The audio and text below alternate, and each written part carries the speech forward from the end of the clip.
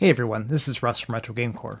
So you may have seen me teasing this on my social media channels, but I couldn't help but pick up one of these Xbox controllers. This thing is just so audacious in its coloring that even though I have plenty of controllers and I really didn't need this one, I just couldn't stop myself from picking one up. In fact, I ended up picking up two, and I gave one of them away recently on Twitter. So in this video, I'm just going to do a quick unboxing and just give you my impressions of the controller itself. Inside the box, in addition to the controller and batteries, it does come with a game add-on, which includes, I think, an extra car and maybe like a victory emote. I'm not really sure. Other than that, everything seems to be fairly straightforward.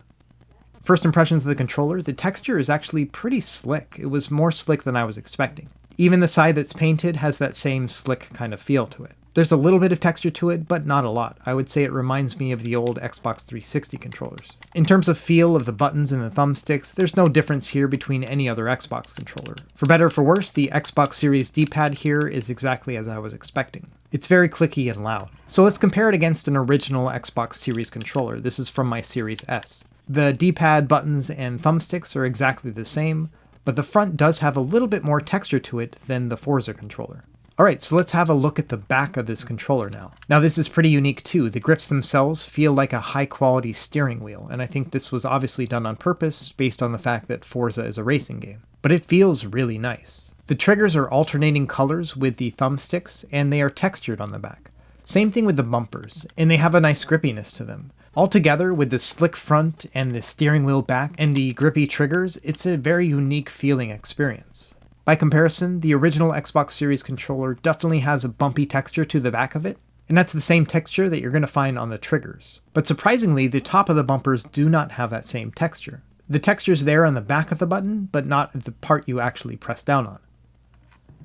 Compare that to the Forza controller, and it's just textured at the top of the bumper here.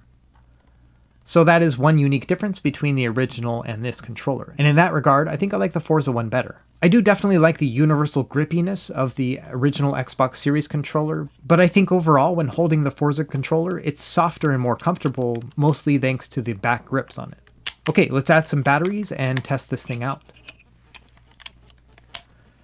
Pairing this is exactly like any other Xbox controller. You hold down the connection button for a few seconds until it starts flashing quickly, and then you press the connection button on the Xbox itself. And just like magic, it'll connect. So let's test out gameplay on a few games. We'll start with the most obvious choice, which is going to be Forza Horizon 5. I recently converted over to Xbox Game Pass Ultimate, and so it's pretty cool to just be able to choose a game and start downloading it right then and there. And this was a day one release. Now that being said, this game is 100 gigabytes, so you need quite a bit of space on your hard drive in order to play it, but it's a fun experience. I've never really played a lot of modern driving games like this, and this game feels really good. You use your triggers for the brake and the gas, and the rumble in the controller itself is just very lifelike. I really enjoyed this experience.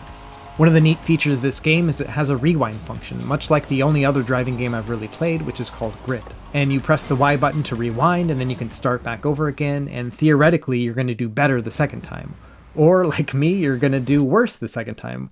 Either way, it's all good. I'm just driving to the next waypoint so I can start the next race. But yeah, overall, I think this is a very fitting controller for kind of the vibrant style of this game, and these back grips with the steering wheel feel to them feel really nice. But honestly, I don't play a lot of driving games. I mostly do platformers and shooters, so let's try something else out. Here's Doom Eternal, another one I picked up on Game Pass Ultimate, and this one's a lot of fun. And honestly, there's no special features of this controller that make this gameplay any different than any other controller. Just overall, it's a unique looking and feeling controller.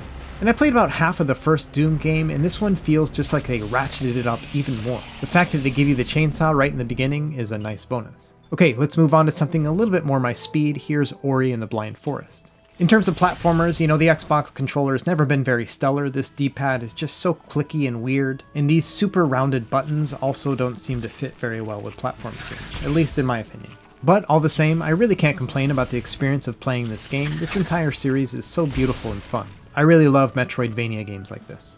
And one last note here, a friend of mine gifted me a 3-month pass to Xbox Game Pass for PC. This usually costs $10 a month, but it basically gives you access to all of the Windows games that you want to play within their library. And that includes all 3 of the games that I showed off here in this video. So if you're interested in putting in for that giveaway, just check out the link that I have in the video description below, and good luck. So yeah, that's really it for this video. I just wanted to show off the unboxing and let you know what I thought of this controller when I saw it in real life. And to be honest, for $75, was this controller worth it?